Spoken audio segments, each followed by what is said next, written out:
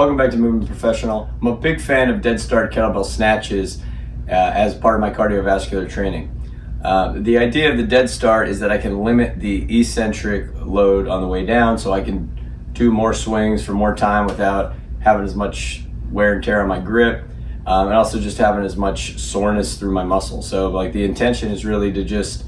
get the heart rate up and be able to do it long enough so I can get the duration that I'm looking for.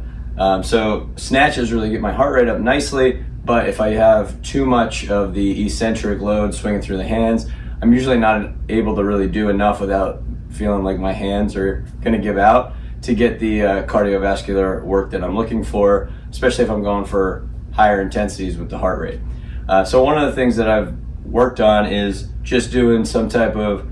by the heels or behind the heels snatch, just concentrically, and then just as the heart rate gets to where I want,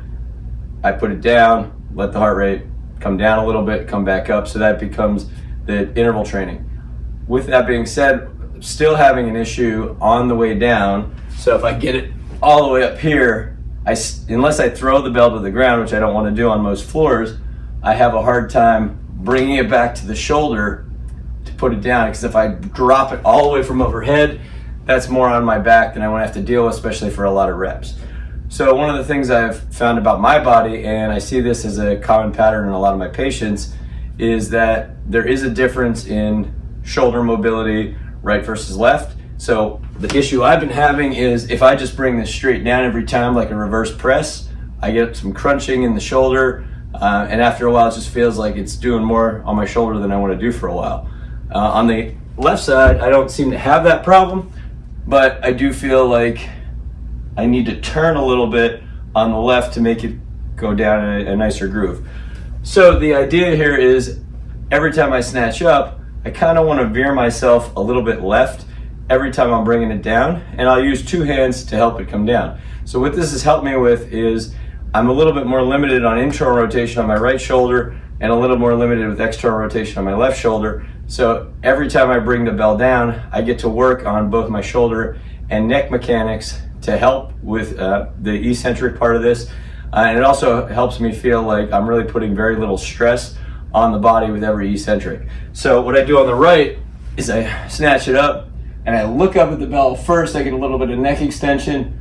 and then I bring it more to the center of the body. And that takes any crunching or popping I feel in the shoulder out of the mix, put it back down, stand up, and then the other side, I get up here. Now with the left, because I feel I need a little bit more external rotation, I rotate the neck first, then I bring it down, vertical forearm, two hands bring it back down, reset. And I'll just repeat that, and that becomes a rhythm. So look up, more to the center, bring it down, stand up, snatch it up, look, here. And what I find is when I'm done with this workout, my shoulders and my neck feel better, where other times if I was just grinding through an area of my body didn't want to be, my shoulders and my neck felt a little tighter, or they felt a little more crepitus than I was looking for. So